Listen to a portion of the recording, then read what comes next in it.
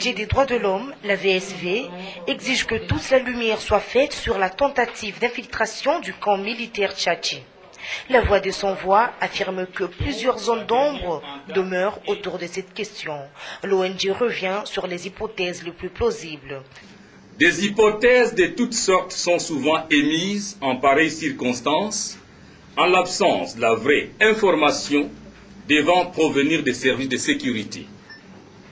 D'aucuns parlent d'une mise en scène des autorités elles-mêmes, visant à dissuader quiconque s'aventurerait à s'attaquer aux institutions de la République.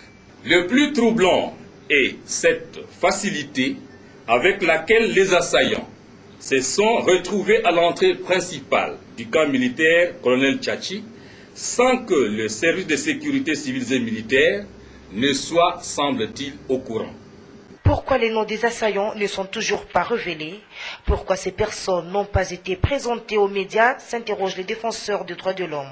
La VSV demande aux autorités de la République démocratique du Congo en général et au président de la République en particulier, en sa qualité de garant de la nation, de s'investir et d'intervenir personnellement pour faire diligenter une enquête réellement indépendante afin de faire la lumière sur la tentative d'infiltration du camp militaire colonel Tchatchi par des personnes armées.